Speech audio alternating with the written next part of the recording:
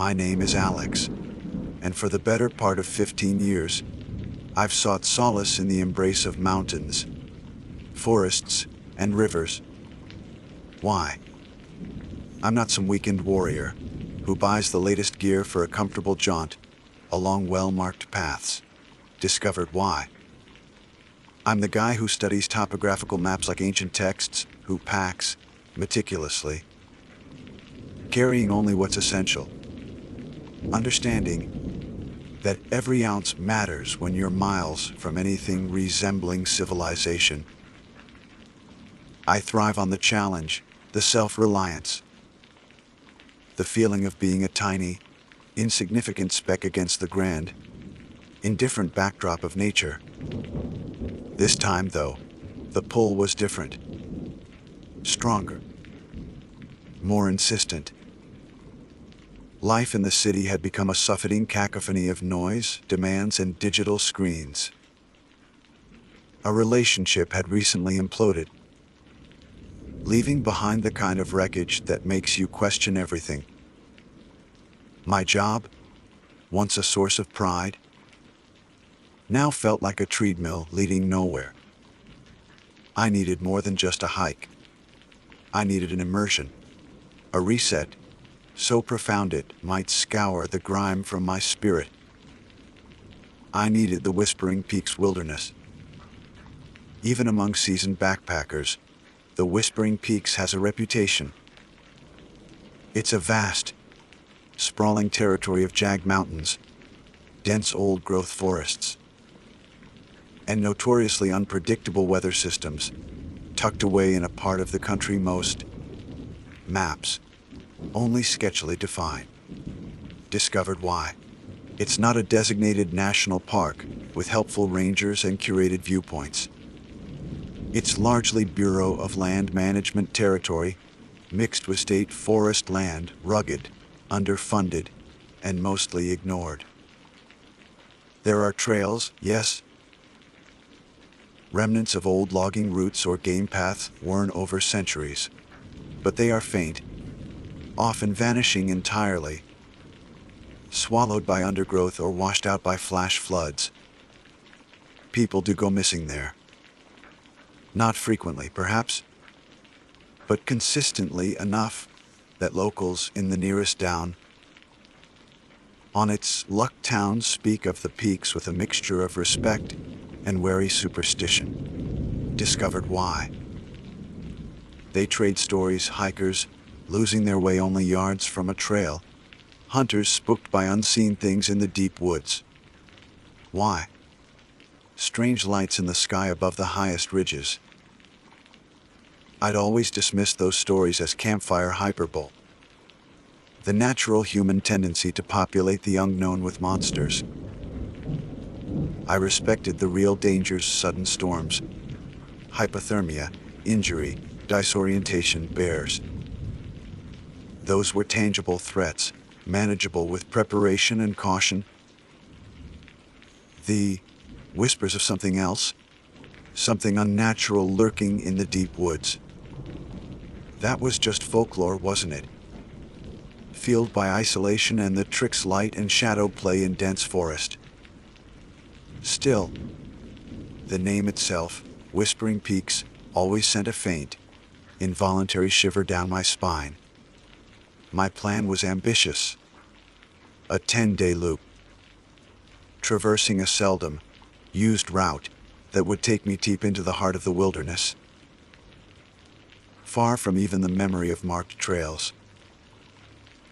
I spent weeks planning, poring over maps, calculating food rations, checking and double-checking my gear. Satellite messenger for emergencies, though reception was notoriously spotty. Water filter, first aid kit tailored for remote trauma, compass, GPS, backup paper maps, durable tent, 0-degree sleeping bag, reliable stove, high-energy food. Everything was accounted for, packed with the obsessive precision born of experience. I left a detailed itinerary with my emergency contact, my sister, though I knew she worried endlessly whenever I ventured out like this. "Just be careful, Alex." She'd pleaded over the phone, her voice tight with concern. "That placement sounds forbidding." "Forbidding is just another word for challenging, Sarah," I'd replied, trying to sound reassuring. "It's beautiful, remote. Exactly what I need." But even as I said it, the local tales flickered at the edge of my consciousness. Dismissed, but not entirely forgotten. The drive took the better part of a day, transitioning from highways to secondary roads, then to gravel tracks that rattled my old truck's suspension. The final leg was a teeth-jarring crawl up a rutted Forest Service road, ending abruptly at a small, muddy clearing that served as the informal trailhead.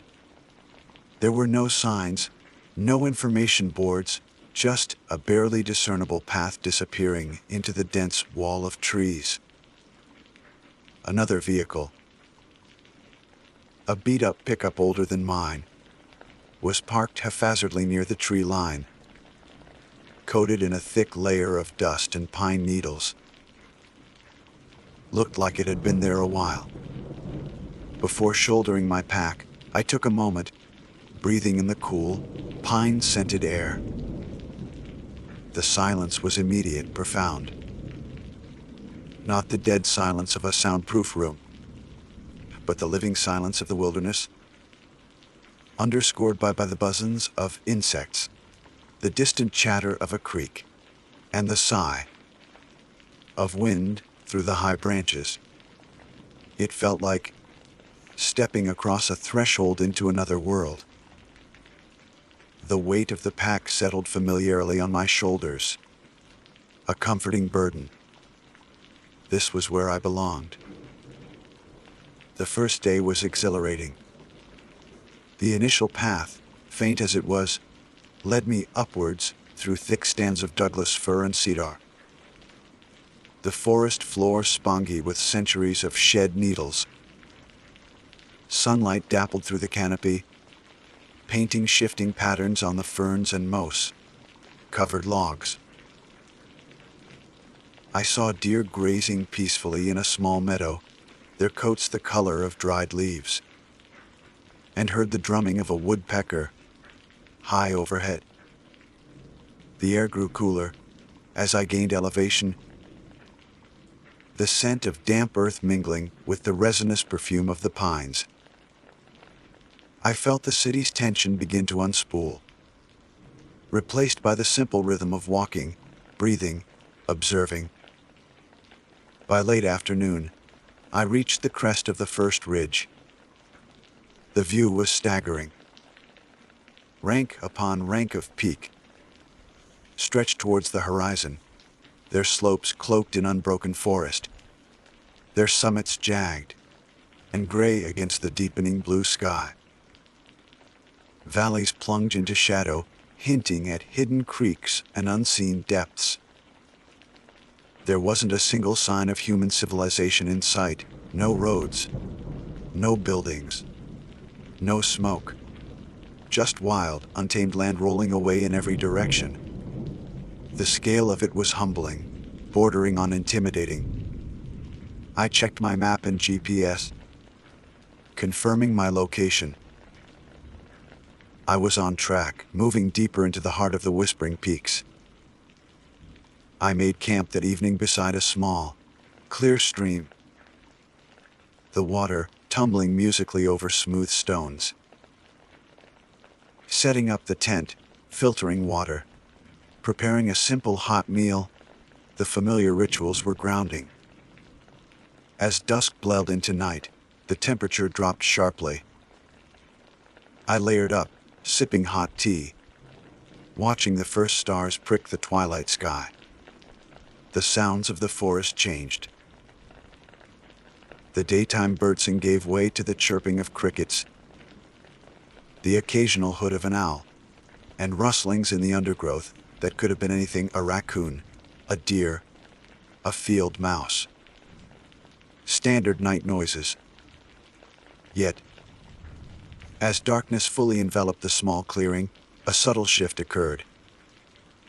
The familiar sounds seemed dampened. The usual nocturnal chorus felt muted, hesitant. An unusual stillness settled over the woods, a heavy silence that pressed in on the edges of my small campsite. It wasn't peaceful, it felt watchful.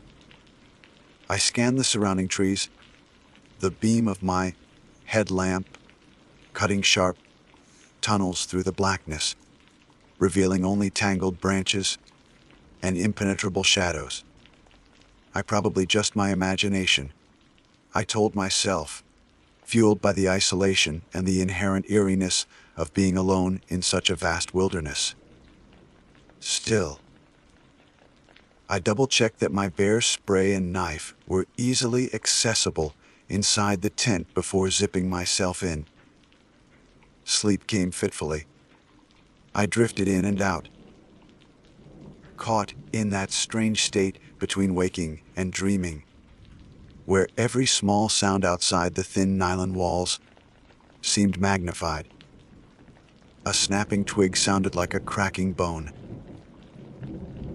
The wind sighing through the pines sometimes sounded unnervingly like whispers.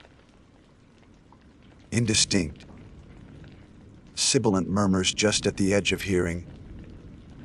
I strained to listen, holding my breath, but could never quite make them out. Just the wind, I reasoned.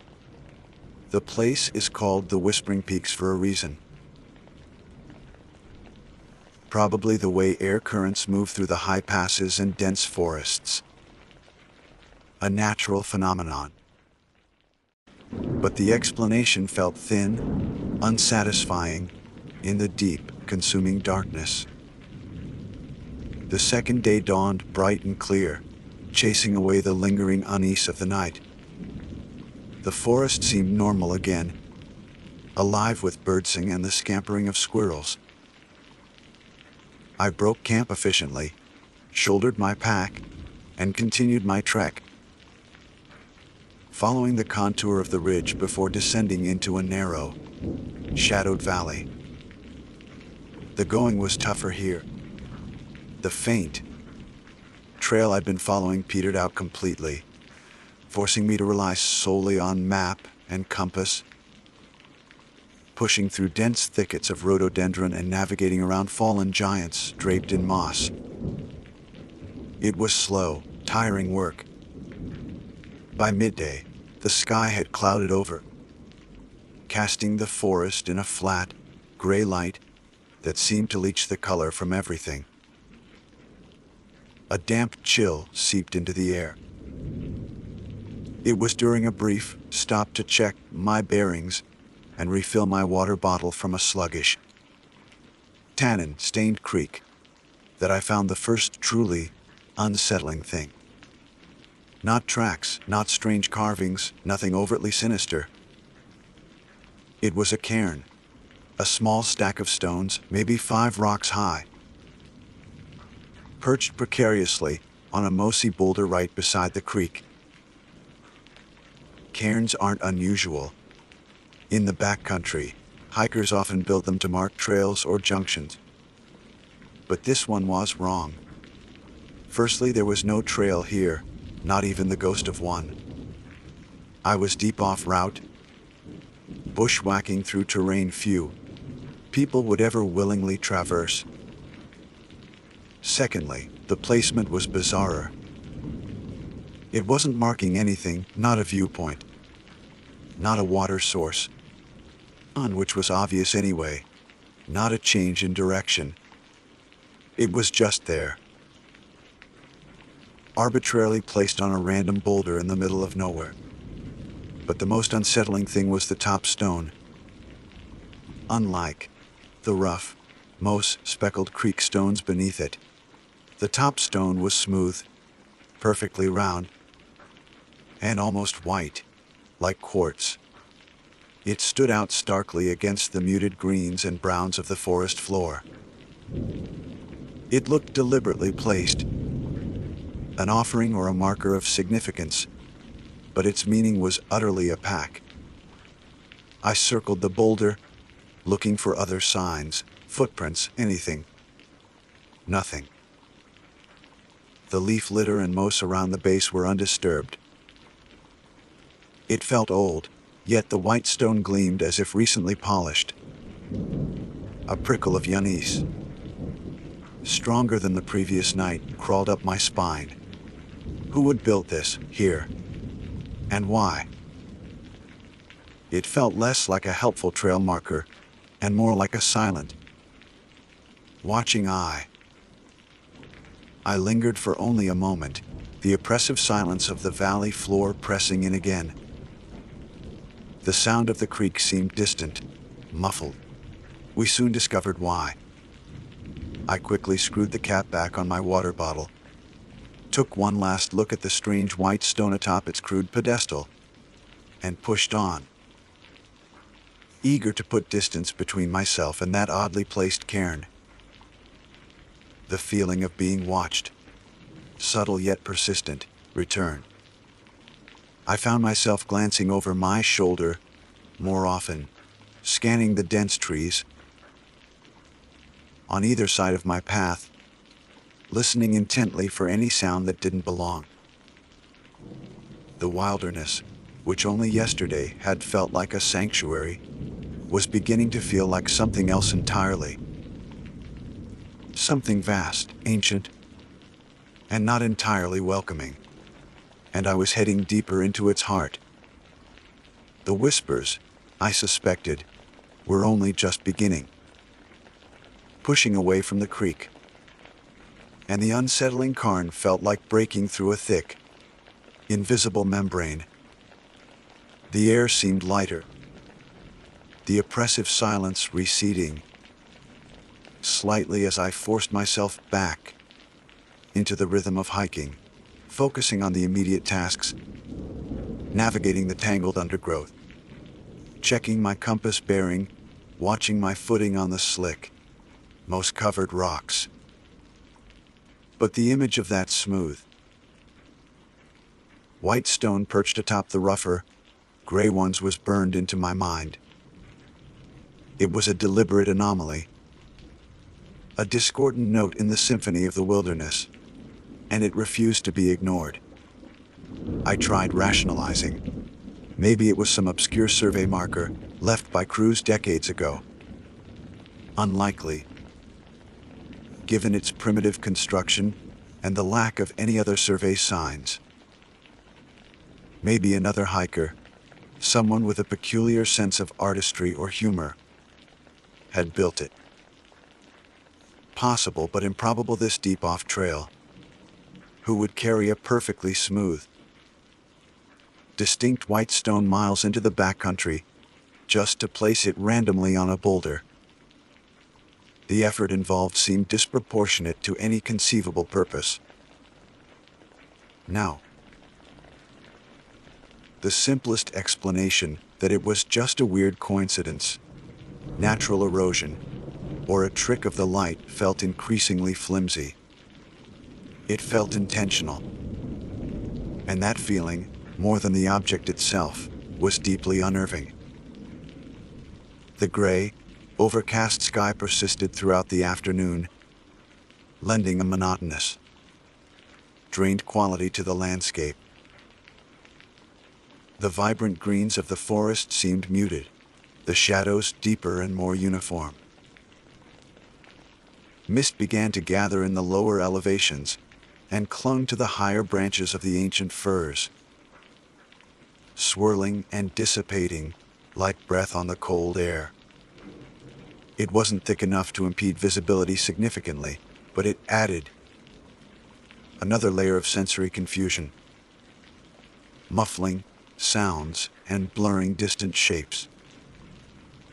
The feeling of being watched didn't lessen. If anything, it intensified, becoming a constant, low-level hum beneath my conscious thoughts. We soon discovered why. I couldn't shake the sensation that eyes were following my progress, from just beyond the veil of mist and trees. As late afternoon began its slow slide towards dusk, the whispers started again. At first, it was just like the previous night, faint, sibilant sounds carried on the breeze, easily dismissed as wind moving through the dense needles. But this time, they seemed closer, more persistent, less like random air currents, and more like actual utterances, albeit indecipherable ones. They seemed to eddy around me, sometimes sounding like they were coming from the left, sometimes the right, sometimes directly behind me. I stopped several times, straining to listen, turning my head slowly, trying to pinpoint a source.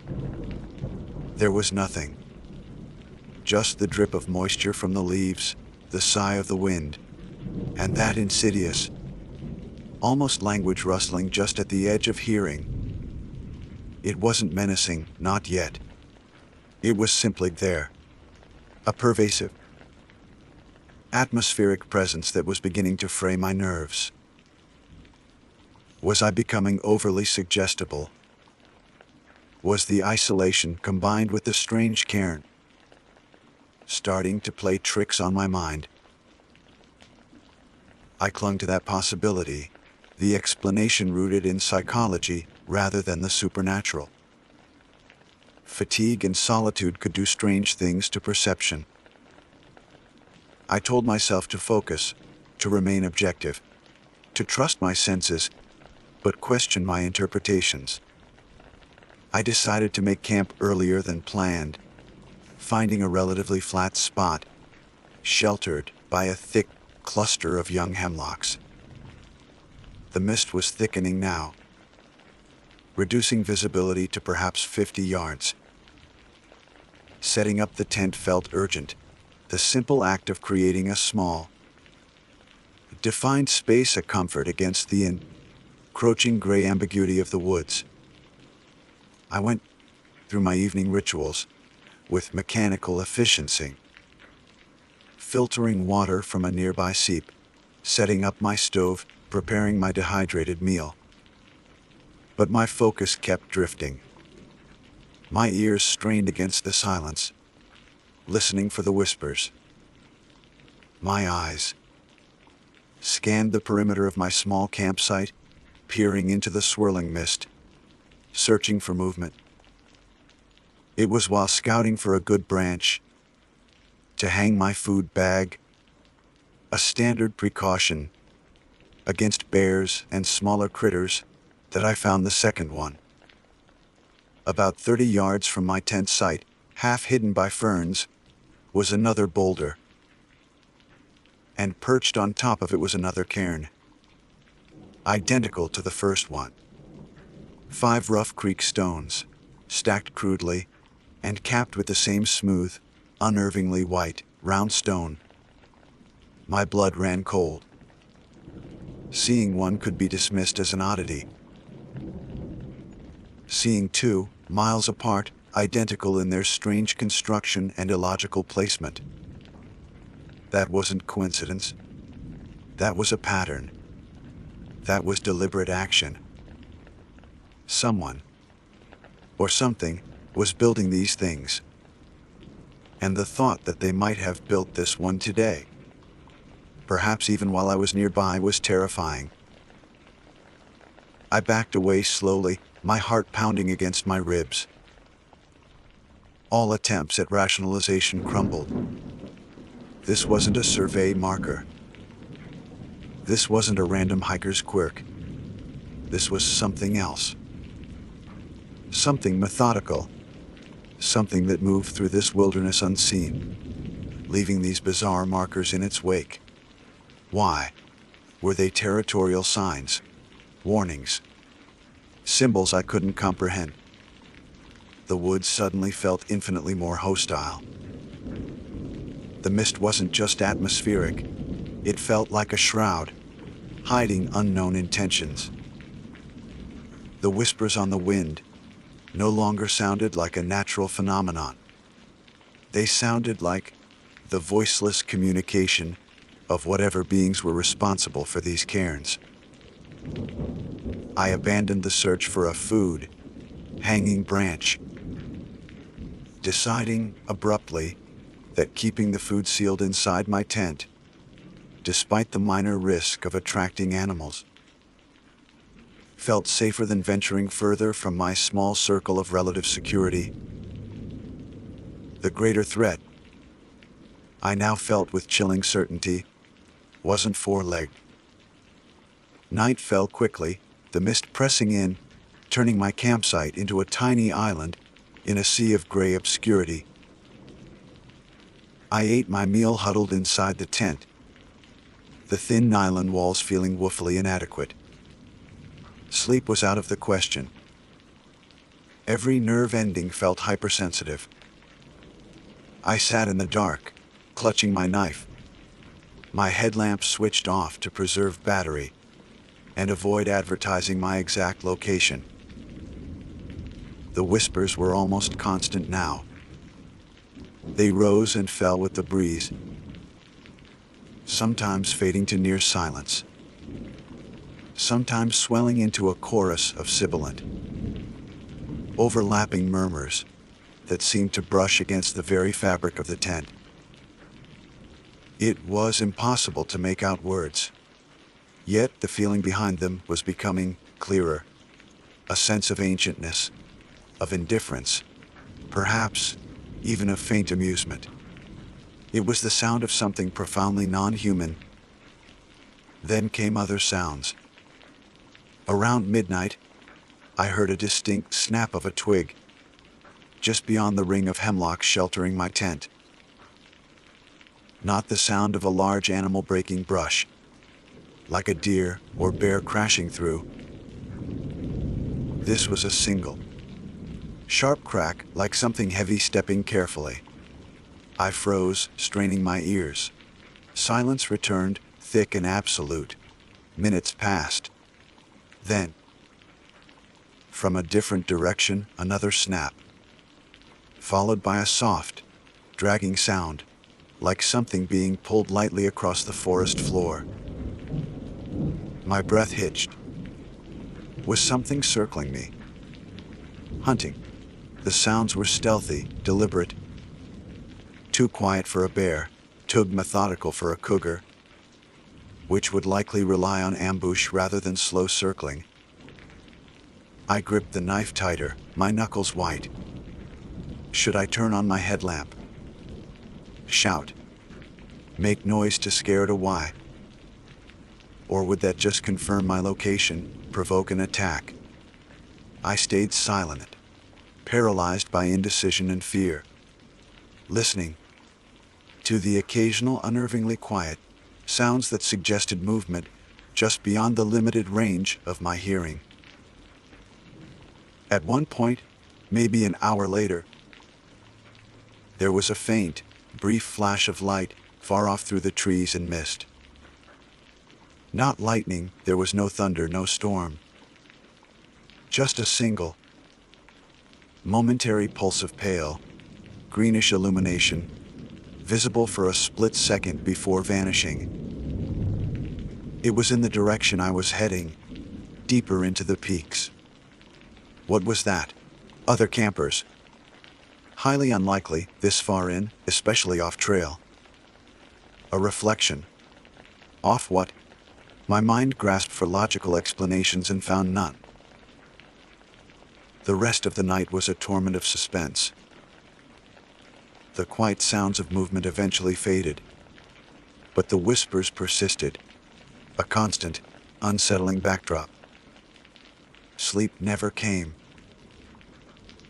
I simply sat there, rigid with tension, until the first faint hints of gray began to filter through the mist, heralding the approach of dawn.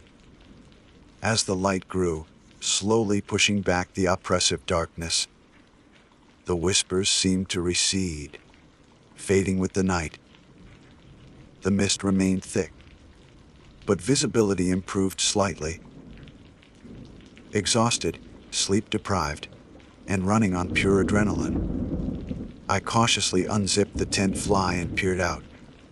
The campsite looked undisturbed. Dew clung to the grass and ferns. The air was cold and damp. Everything appeared normal except for one thing. Lying on the ground, perhaps 3 feet from my tent door, placed neatly on a patch of moss cleared of debris, was a single, smooth, white stone, identical to the ones capping the cairns. My stomach plummeted.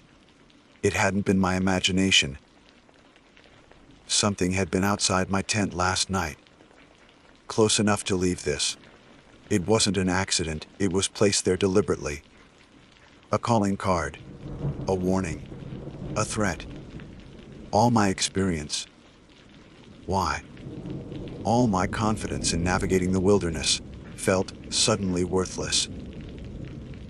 I was dealing with something that didn't follow the rules of nature as I understood them. The rational explanations I had clung to were gone, stripped away by the undeniable evidence of the cairns, and now, this stone, left practically on my doorstep. Fear, cold and sharp, finally pierced through the layers of denial. I wasn't just lost or facing natural hazards. I was being watched, perhaps stalked, by something unknown and intelligent, its motives utterly alien. Standing there in the cold, misty dawn, the silence of the forest pressing in, I faced a stark choice. Do I push onward, deeper into the territory of whatever left these signs, hoping to complete my planned loop? Or do I turn back, retracing my steps, potentially walking towards whatever might have been following me, hoping to reach the trailhead in the relative safety of my truck before whatever was out here decided to reveal itself more directly? The lure of the unseen trail had led me here. But now, all I wanted was to find the path back to the known world. And I had a horrifying feeling that the way back might be just as dangerous as the way forward. Standing there in the damp, gray dawn, the small, smooth white stone lying innocently on the moss felt like a final verdict. Rationality had been a comforting shield, but it was now shattered. Useless against the chilling implications of that deliberately placed object. My wilderness skills, honed over years, were designed to combat nature's tangible threats: weather, terrain, animals.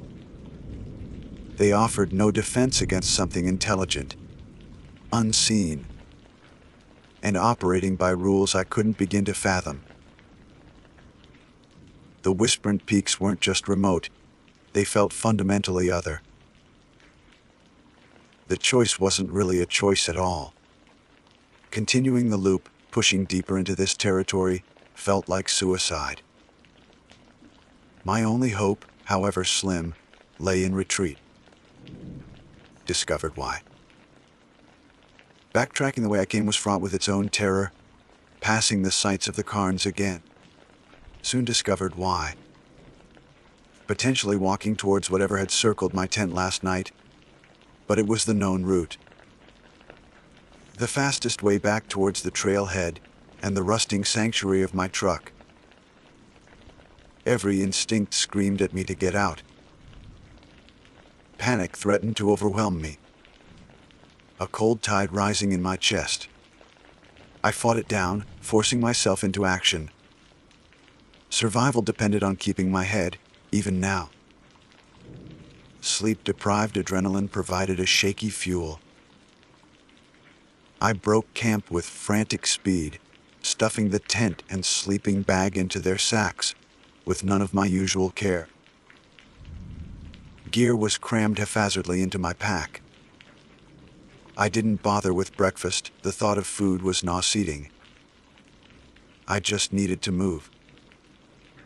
Leaving the campsite felt like stepping off a cliff. The mist hadn't lifted. If anything, it seemed to press closer. A swallowing the hemlock grove behind me almost instantly. I raised my compass, took a bearing, southwest, the direction I'd come from yesterday. My GPS confirmed the heading, though the satellite lock seemed weaker than usual, flickering intermittently.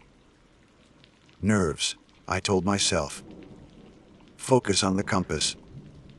Trust the basics. The forest felt different on the return journey. Or perhaps I was different. Every shadow seemed deeper, every rustle of leaves a potential threat. The oppressive silence I'd noticed before had intensified. There was no birdsing, no chattering squirrels, not even the buzz of insects. It was a dead silence. Why?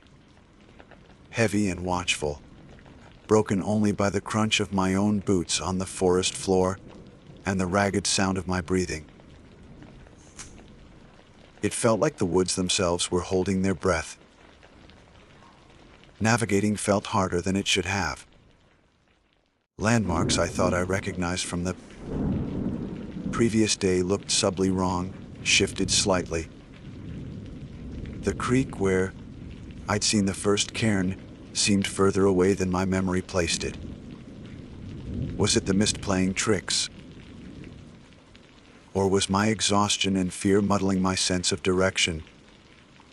I clung to my compass heading, pushing through tangled undergrowth that seemed determined to snag my clothes and pack.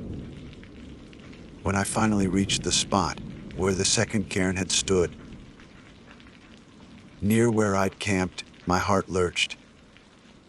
The cairn was still there, but it was altered. The stack of rough stones remained, but the smooth, white capstone was gone, simply vanished. In its place, balanced precariously on the top stone, was a small, intricately woven ring of dark, pliable twigs, looking unnervingly like a miniature crown of thorns. I stared at it, a fresh wave of cold dread washing over me. This wasn't random. The white stone removed, this strange object left in its place but felt like a response. A message. Acknowledgement that my presence, my discovery, was known. And the replacement felt symbolic, though its meaning was terrifyingly unclear. It felt like a shift from passive marking to something more active, more personal. I didn't linger. I pushed onward, moving faster now, driven by a desperate urgency. And that's when I started hearing it. Not the whispers this time, but footsteps. Soft, stealthy footsteps keeping pace with me just beyond the edge of visibility in the mist. When I stopped, they stopped. When I moved, they moved. Sometimes to my left, sometimes to my right, occasionally falling back, then catching up again. I spun around several times, peering into the gray void. We shouting challenges. "Who's there? Show yourself!" Only the muffling silence and the drip of water from unseen branches answered. The feeling of being stalked was replaced by the certainty of it. I wasn't just being watched anymore. I was being followed. Herded, perhaps. The thought sent a fresh jolt of panic through me. Was my retreat being allowed or manipulated? Then came the stone. As I navigated a particularly dense thicket, forcing my way through interlocking branches, I stumbled out onto a slightly more open patch of ground. And there, lying directly in the center of my path, placed on a flat, most free patch of earth, as if presented for inspection, was another single, smooth, white stone. I stopped dead, staring at it. It couldn't have been there before. I would have seen it, It had been placed there recently, placed ahead of me, while I was being followed from behind. The implication was staggering, horrifying. There wasn't just one something out here. There were more. Or the one could move with impossible speed and stealth. Either possibility was terrifying.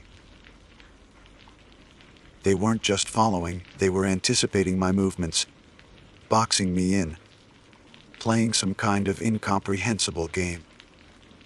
My carefully maintained control started to fray. The exhaustion, the fear, the constant tension, the sheer impossibility of it all. It was becoming too much. Paranoia gnawed at the edges of my thoughts. Was the mist itself part of it? Was the silence unnatural? Were the trees subtly shifting, closing the way back? I shook my head, trying to clear it. Got to keep moving. Got to get back to the first ridge. Find the faint trail that led down to the Forest Service road. Driven by renewed desperation, I almost blundered right into it. One moment I was pushing through ferns and mist. The next I stumbled into a clearing I didn't recognize. A place that hadn't been on my path yesterday. It was small, perhaps 30 feet across, and unnervingly symmetrical, almost perfectly circular. The mist was thinner here, swirling gently, but the silence was absolute, heavier than anywhere else. The ground was covered in a thick carpet of dark moss, undisturbed except for the center. And in the center it wasn't a cairn. It was a structure of sorts. Crude, yet complex. Tall, thin branches had been driven into the earth and woven together, with vines and strips of bark, forming a spindly, vaguely humanoid shape. Perhaps 7 feet tall. It had no discernible features, just a twisted, interlocking mass of wood that looked disturbingly organic, like some kind of skeletal effigy grown directly from the forest floor, and embedded within the woven branches, placed seemingly at random, but drawing the eye, were perhaps a dozen of the smooth, white stones. They gleamed dully in the gray light, like vacant eyes or strange ornaments on a pagan idol. The air around it felt wrong. Cold, stagnant, charged with a silent, alien energy. It wasn't just wood and stone, it felt like a focal point. A place of power or ritual for whatever haunted these woods. The sight triggered a primal, visceral reaction deep within me, pure, unadulterated terror mixed with a profound sense of revulsion. This wasn't natural. This was a violation. I didn't think, I reacted. A choked gasp escaped my lips, and I turned and ran. All thoughts of navigation, compass, bearings, and stealth vanished, replaced by the overwhelming instinct to flee. I crashed blindly through the undergrowth, branches whipping at my face and arms, not caring about the noise, only about putting distance between myself and that hideous clearing. Behind me, from the direction of the effigy, I heard it. A sound unlike any I had ever heard before. Not a whisper, not a footstep, but a low, guttural clicking sound, rapid and resonant, like giant insects or snapping bones. And it was moving, coming after me, surprisingly fast. Panic lent me speed I didn't know I possessed. I scrambled over fallen logs, pushed through dense thickets, my lungs burning, heart hammering against my ribs like a trapped bird. The clicking sound pursued me, sometimes seeming to fall back, sometimes drawing alarmingly close. The mist swirled around me, confusing my sense of direction, turning the forest into a terrifying, featureless maze. Then my foot caught on a hidden root. I pitched forward, arms flailing, and hit the ground hard, the impact knocking the wind out of me. My pack cushioned the fall slightly, but pain flared in my shoulder. I gasped for breath, scrambling to turn over, fumbling for the knife at my belt. The clicking sound was closer now, just beyond the wall of mist and trees behind me. I could hear the snapping of twigs, the rustle of leaves, something large and fast moving through the woods. I pushed myself up onto my elbows, knife held uselessly in my trembling hand, and stared into the swirling gray. A shape darker than the surrounding mist seemed to be resolving itself, moving purposefully towards me out of the gloom. Time seemed to warp in those seconds. I lay, sprawled on the damp earth, knife trembling in my hand. The shape coalescing from the swirling mist wasn't solidifying into anything recognizable. It was tall, impossibly tall, and then its silhouette jagged and uneven against the gray backdrop. Limbs, too many, it seemed, or perhaps just moving in ways limbs shouldn't, shifted with a fluid, insectile grace that belied its size. The rapid, guttural clicking sound wasn't coming from it, but seemed to emanate from the very air around it. A vibrational thrum that resonated deep in my chest. I couldn't make out a face, or eyes, or anything resembling a head, just a shifting, complex darkness resolving itself, moving with unnerving purpose towards me. Pure, instinctual terror, colder and deeper than anything I'd ever known. Bypassed thought entirely. There was no plan, no strategy. My arm moved, a reflexive spasm, and the knife flew from my numb fingers, tumbling uselessly into the leaf litter somewhere to my right. A pathetic gesture against whatever this was. The clicking intensified, growing louder, closer. The shape paused, perhaps 10 yards away. Did it tilt, as if observing my pathetic, fallen form? I couldn't be sure. Its outline seemed to waver, subtly shifting like smoke or heat haze. It felt ancient, alien, utterly incomprehensible. And it felt curious. The thought was insane. But the pause didn't feel like a predator sizing up prey. It felt like detached observation. That momentary hesitation, that break in its forward momentum, was my only chance. Adrenaline surged through me, overriding the pain in my shoulder, the exhaustion clawing at my body. To my left, the ground dropped away sharply down a steep, fern-choked embankment leading towards a dense thicket of alder. Without a conscious decision, I lunged sideways, rolling and scrambling, half falling, half sliding down the slippery slope. Branches tore at my clothes, scraped my skin. Rocks dug into my knees and hands. I landed in a heap at the bottom, gasping, tangled in ferns and mud. Above me, on the lip of the embankment, the clicking sound pulsed, loud and resonant. I didn't dare look back to see if the shape was following. I pushed myself up, ignoring the searing pain, and plunged into the thick alder grove. The dense, interwoven branches closed around me like cage bars. Progress was agonizingly slow, forcing me to crawl and push through the unyielding wood. But the thickness also offered concealment.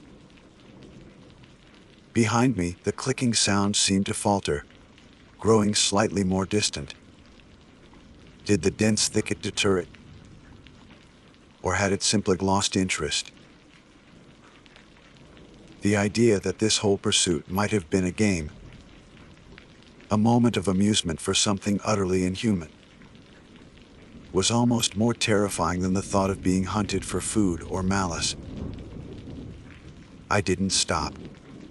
For what felt like hours, I moved purely on instinct and adrenaline, pushing southwest, guided by the dimming light filtering through the canopy and occasional, frantic glances at my compass.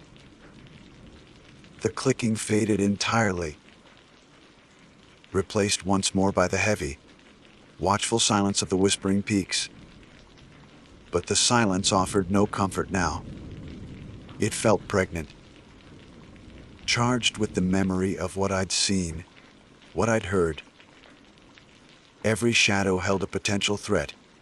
Every twisted root looked like a grasping limb.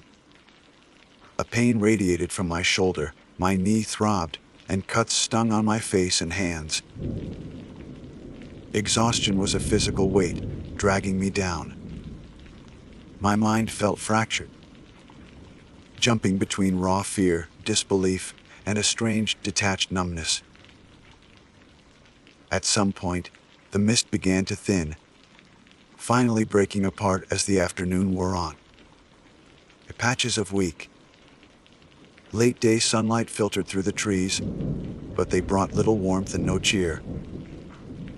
I stumbled onward, a broken automaton driven by a single imperative escape. My water was low, my energy depleted. I barely registered the terrain anymore, just forced one foot in foot of the other. Was I still being followed? Watched? I couldn't tell. The feeling was so ingrained now. It was impossible to distinguish paranoia from reality. I saw white stones everywhere, pale fungi on logs, patches of quartz in the dirt, each one making my harp into my throat before resolving into something mundane.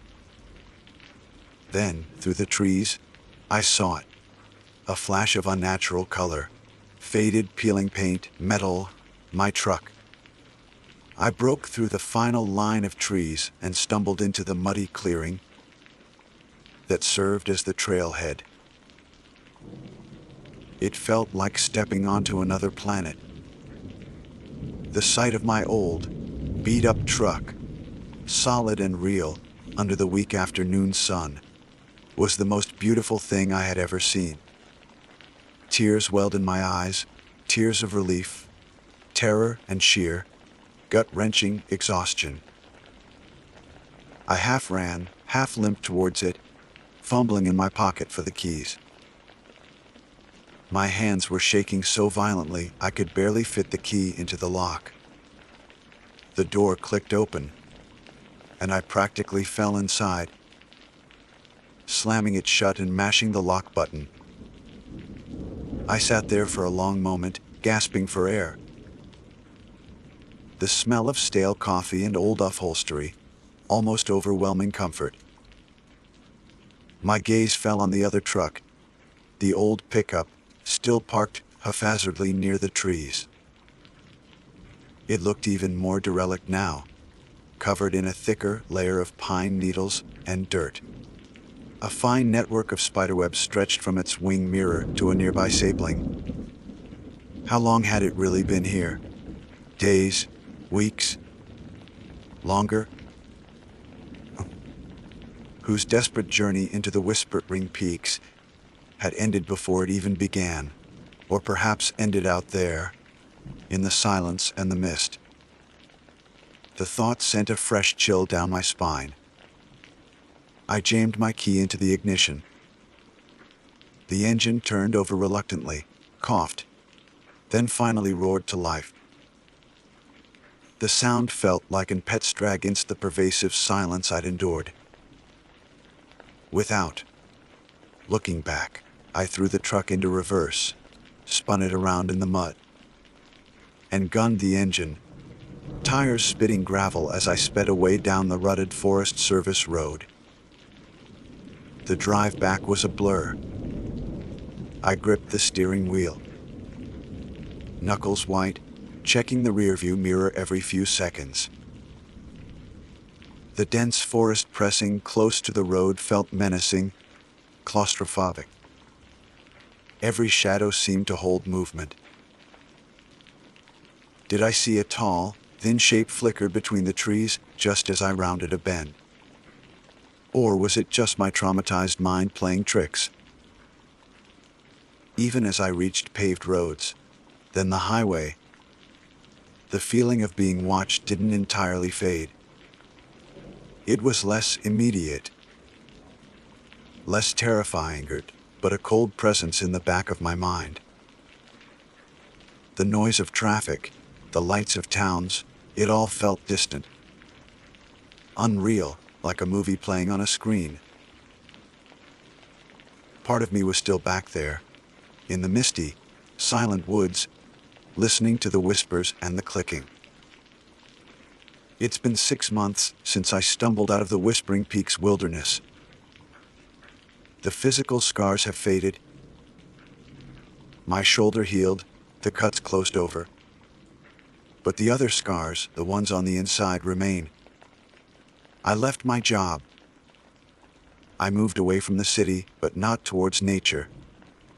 I ended up in a bland suburban town, surrounded by neat lawns and streetlights, the furthest thing from the deep woods I could find. I don't sleep well. Silence is unbearable. I need noise, music, television, anything to drown out the memory of that profound, watchful quiet, the phantom whispers, the clicking. Sometimes, walking down a street, I'll see a smooth, white pebble on the pavement, and the breath catches in my throat, my heart seizing with remembered terror. I never reported what happened. Who would believe me? A lone hiker, stressed and exhausted, hallucinating in the woods. They'd nod sympathetically, suggest therapy, maybe quietly flag my name in some database. No one would believe the cairns, the effigy, the shape in the mist.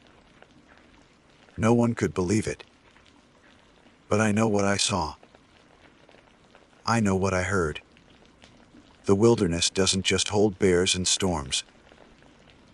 It holds things older, stranger, things that operate on logic we can't comprehend.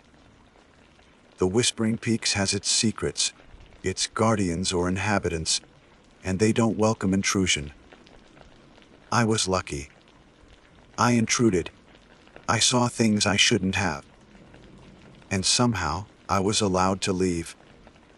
Or perhaps, I was simply released, like a caught fish deemed too small. I'll never go back to the wilderness. Not the Whispering Peaks, not anywhere. Some places are meant to remain unknown, unseen. Some doors are meant to stay closed. My story is just another tale now. Discovered why. One I rarely, joining the whispers of those other lost hikers and spooked hunters. Another true wilderness horror story, meant to keep people like you out of the woods. Because, sometimes, the things that whisper in the trees aren't just the wind. And sometimes, they let you go. But they never ever truly let you forget.